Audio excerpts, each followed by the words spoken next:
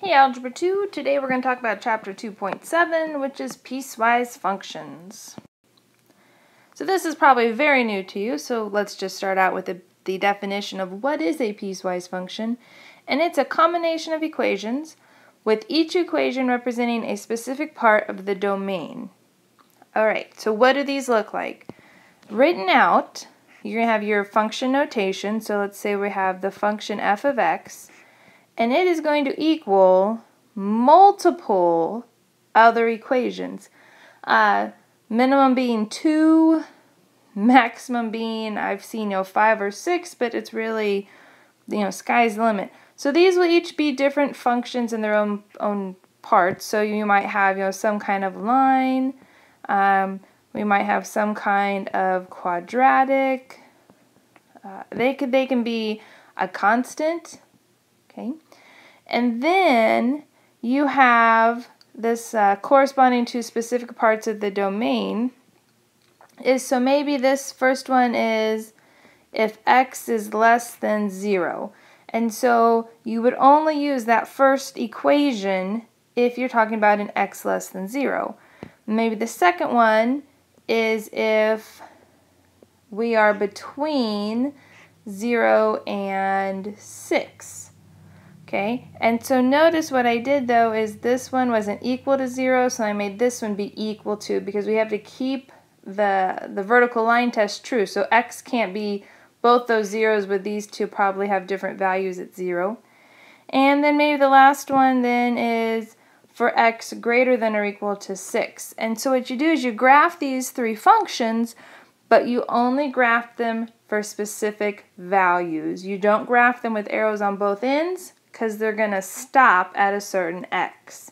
So I got several examples for us to look at. The first example is just evaluating the function. So here we have, these are two linear equations. We'd use the top one if x is less than or equal to 3, and we use the bottom one if x is greater than 3. And so we just look, we're going to evaluate here. X equals 0, so we're going to start with f is 0, because that's what I'm finding. So 0, is it less than or equal to 3, or is it greater than 3? It is less than or equal to, so we use this top equation. So then I'm going to write that it is 3 times 0 plus 2, which is going to be 2. So there's my answer. You do not put x in both equations. You only put it in the one that is for that x that you're using. F of 3. So which equation do we use when x is 3? Well, we use the top one, because it has if x is equal to 3, we're going to use that equation. So just like we just did for the last one, 3 times 3 plus 2, which is going to be 9 plus 2, and we get 11. Sorry, my handwriting there. Okay, and the last one,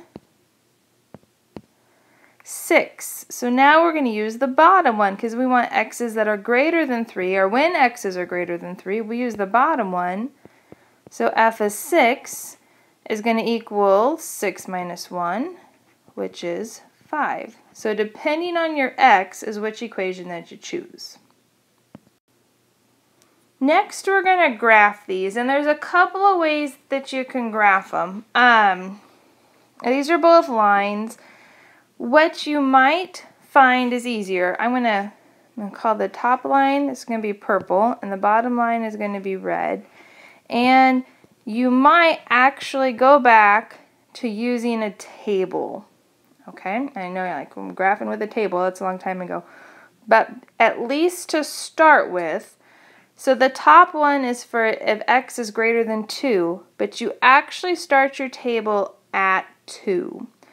So if I put in 2, I'm going to get 4/3 plus 2/3, which is going to be 6/3, which is 2. So I get 2. So at the point 2, 2, though, because we're not equal to this first 2 here, I'm actually going to put an open circle on the point 2, 2.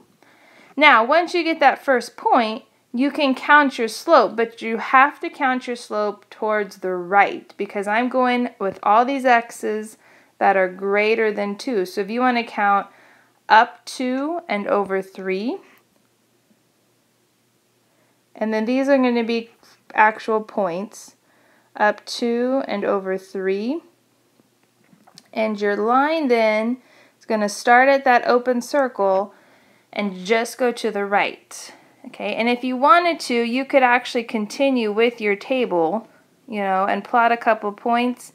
So it would be 2 2/3. You could put in 6, so it would be 4 2/3. And you can actually do these with a table if you don't want to count your slope. But my suggestion, start with a table for your starting point. And that is going to be your starting point. So this time we're equal to 2. Okay, so I'm going to put in 2, between -2 plus 1, which is -1. So at 2, -1, I'm going to put a closed circle because I could be equal to that x equals 2. Now I'm going to count my slope to the left because I want to graph this for all the x's that are less than 2. So I'm graphing this for these x's that are less than 2. So I'm just going to count my slope kind of backwards. Alright, so my slope is -1.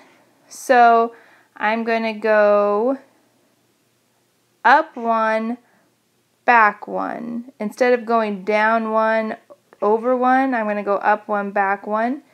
And see how this has a slope of -1? Okay, then my line just goes straight that way with an arrow on that end. So you only have arrows on one end.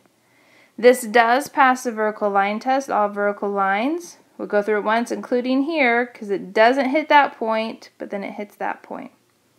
All right, one more example to look at. So this next one we're going to graph is actually called a step function. These are constant functions, okay, which are also horizontal lines. So this is constantly 1, constantly 2, just a horizontal line. So, and I did have to, hopefully you see these negatives over here. I messed up when I was typing those in. But so this first one here, f of x equals 1. Okay, so this is the line f of x equals 1, but we are only graphing it from -4 to -3. So I'm actually going to erase, let's see here, all of those. And at -4, it's going to have a closed circle. So I'm actually going to draw in a closed circle. Actually, I'm going to make this a little bigger for us here. Closed circle, and then at -3, though, we put an open circle because it's not equal to that -3 there. So then our next one is going to be 2, which, you know, this is the line, f of x equals 2, but we're only going to do it from -3 to -2. So this is one way you could do it. You could graph the whole thing and then erase the parts you don't want. But pretty much easier just to graph the parts you do want. So closed circle on -3 because 2 can be equal to -3. Okay, but open circle on -2. Next one is going to be 3. Okay, and it goes from -2 where we're equal to -2 over to -1 where we're not equal. So we do another open circle. And our last one is we're going to be 4 from -1 where we can be equal over to 0 where we're not equal. Alright, there you go. Those are piecewise functions. They are really pieces of functions and their combinations all put together there. So we'll get some practice graphing those in class. Let me know if you have any questions and have an excellent day.